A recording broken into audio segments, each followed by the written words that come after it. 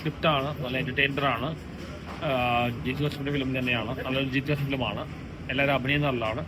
അങ്ങനെ കുറച്ച് logical errors ഉണ്ട്, അത് വെച്ച് ചെയ്യാൻ നല്ല പടമാണ്. രണ്ടുപേരും പ്രകടനം ആയാലും എല്ലാവരും റണ്ണം ചെയ്യുന്നുണ്ട്. ജോർജും ബിജു മേനോൻ, ലെന എല്ലാവരും റണ്ണം ചെയ്യുന്നുണ്ട്. നല്ല ഫ്രോം ആക്ടിങ് എല്ലാവരും നല്ലതാണ്. ത്രില്ലർ തന്നെയാണ്, ഒരു ക്രൈം ഇൻവെസ്റ്റിഗേറ്റീവ് ഫാമിലി ത്രില്ലർ.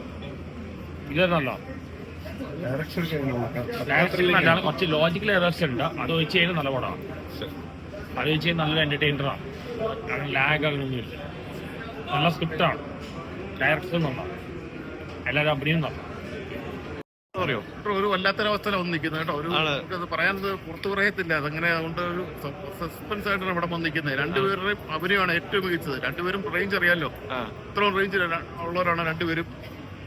പടം ജോസഫിന്റെ ആ ഒരു ഡയറക്ഷൻ ഒരു ഡാർക്ക് മൂഡിലാണ് പടം പോകുന്നത്.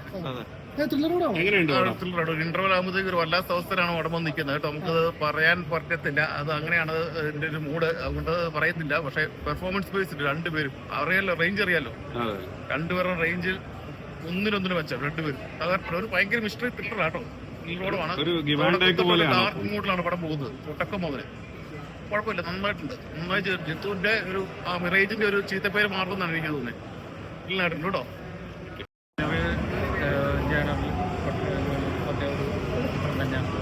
ജിത്തു ജോസഫ് എന്ന് പറഞ്ഞ സംവിധായകൻ എപ്പോഴും ഇങ്ങനത്തെ ഒരു ചിത്രമാണ് ഒരുക്കുന്നത്. അത് വ്യത്യസ്തമായിട്ടുള്ള ചിത്രം. തീർച്ചയായിട്ടും നല്ലൊരു പ്രമേയം തന്നെയാണ്. അഭിനയം ഏറ്റവും എടുത്തു പറയേണ്ടതാണ്. നമ്മുടെ ജോജു ജോർജ് ആയാലും ബിജു മേനോനായാലും ലേനയായാലും അങ്ങനെ എല്ലാവരും നല്ല രീതിയിൽ തന്നെ ചെയ്തിട്ടുണ്ട്. തീർച്ചയായിട്ടും എല്ലാത്തരം പ്രേക്ഷകർക്കും ഇഷ്ടപ്പെടുന്ന രീതിയിലാണ്. പിന്നെ ചീഫ് അസോസിയേറ്റ് അർഫാസിന്റെ ഒരു സിഗ്നേച്ചറും ഇതിനകത്ത് നമുക്ക് ഫീൽ ചെയ്യുന്നുണ്ട് നന്നായിട്ട് തന്നെ. നല്ല പിക്ചർ. രണ്ടുപേരും പെർഫോമൻസ് സൂപ്പർ.